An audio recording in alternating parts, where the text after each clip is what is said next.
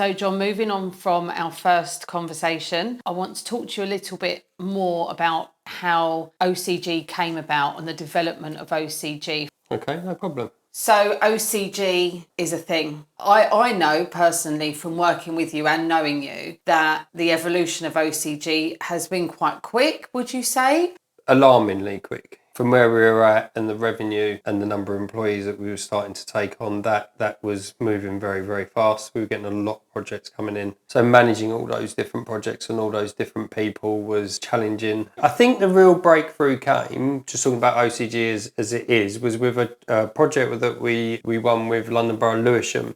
Now, I hadn't used LinkedIn for some time at that point, and I got a phone call out of the blue from somebody to say, I need to speak to you about this project at Lewisham. And they said, we've been trying to get hold of you for ages through LinkedIn. And I'd actually gone to Mark at Croydon, who Donna used to work with, to get my number. So yeah, they wanted to discuss this project with Lewisham, which was a breakup of a big contract that they had for their maintenance. Somebody had to go and give the contractor the bad news, which I didn't realise at the point was part of the role, and why they wanted me to go and do it, because apparently I did this well. But I got sent in to go and negotiate and to break the contract up and then to procure them a whole new suite of contracts. Big job, a lot of money.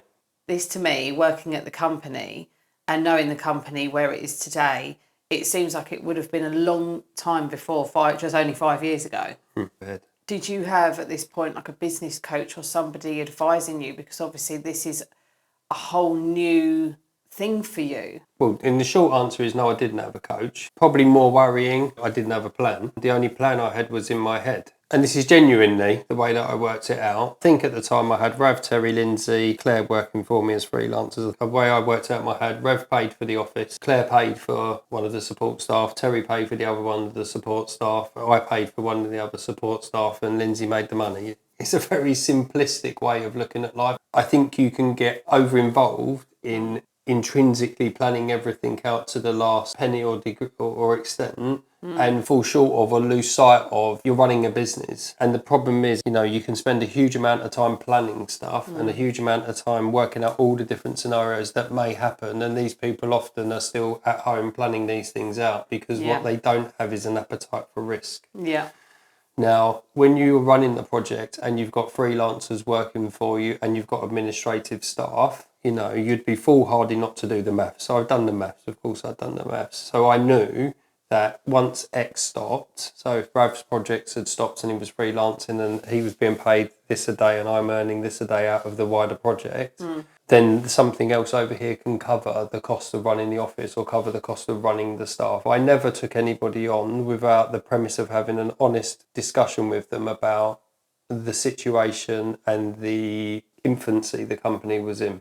Yeah. And every single one of them I had that conversation with. And this is back to my point I said to you earlier about honesty. Transparency, so if you look at somebody like Shelley, who we employed, she started on part-time and she started as a project assistant on X salary doing this number of hours a week. Now, it worked for her, it worked for me. 6 months, we'll see how it goes in the next 6 months. That was the discussion that we had. 8 years later, 7 years later, she's still here. She's been trained, we've invested in her.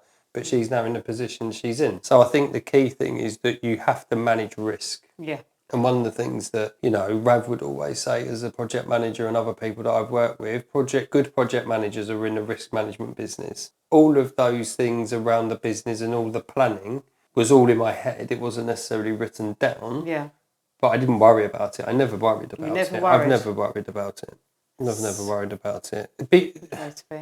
I think you become accustomed to managing what you can control. Yeah. And this is a lot of things that people, and I try and teach to my children and when I've worked with, when I went to do the Dragon's Den stuff at Hertfordshire and things like that, people are asking for advice, and it's like manage what's in your control and within your sphere of control. You can worry about all the things in the world, but if you can't control them, limit how much time you spend worrying about them. So if you look at where the business is today, where the business was 3 years ago, 5 years ago, 7 years ago, my job is completely different now. So I evolved with the business. I deal with the things that I need to control and that I need to manage and worry about. I didn't worry about the things then that I worry about now. And I didn't worry about those things then that I would worry about now. I mean, the circumstances are completely different. Our payroll's £1 million. And my wife says to me, you should be terrified or worried about that. Well, what's the, I'm still going to have to pay people at the end of the month. Worrying about it is not going to make sure they get paid.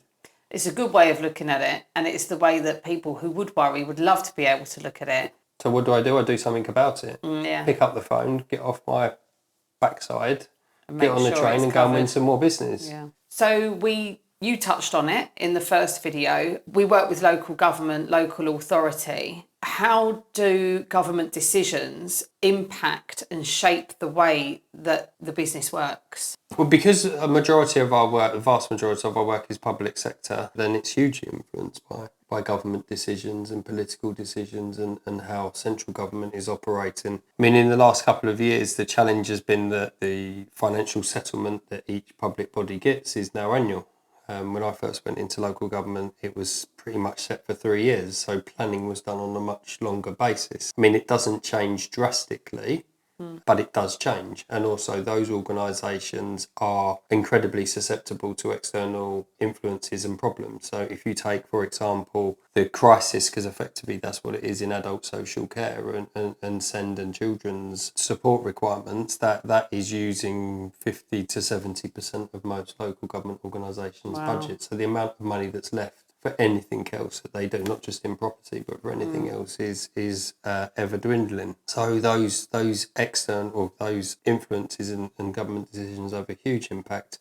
I mean, it hasn't drastically changed the amount of work that we do. Yeah. It's just changed the way that I suppose it's instructed. So it's very reactive. Yeah. So a lot of work that we get instructed to undertake should have been done yesterday. But our colleagues and clients in those organisations are not doing that deliberately. They have never had so few resources themselves. So they are fighting, often dealing with what's happening day to day. If you then look at it on a local level, you've got politics as well. So it's not just, the Labour government, Keir Starmer, that's in charge of central government and he tells everybody what to do. That's not how it works. So your local council, I mean, you still live in Enfield, I'm in Broxbourne. I think yours is Labour. Mine is a Tory organisation running Broxbourne Council. But what might be considered the right thing for a Labour biased politician to prioritise will be very different to a Tory one. So at a local level, how money is spent, what it's spent on, how it's prioritised is also different. So we have to wear many hats working with lots of different organisations and trying to understand what it is they're trying to achieve or trying to do. So it definitely affects what we do on a day-to-day basis. And obviously the nature of our business is that we are part of certain frameworks that we tender our work through. This is something that I've learned. I suppose as much as government decisions and things impact, when we're part of a framework, there are certain parameters that we have to follow regardless. So I suppose, does that help to steer us as well? So because of my public sector background, that's always been where I've gravitated towards in building the business. We've done some private sector work, a very small amount of it, but we focus and our not our USP, but our core client base is public sector.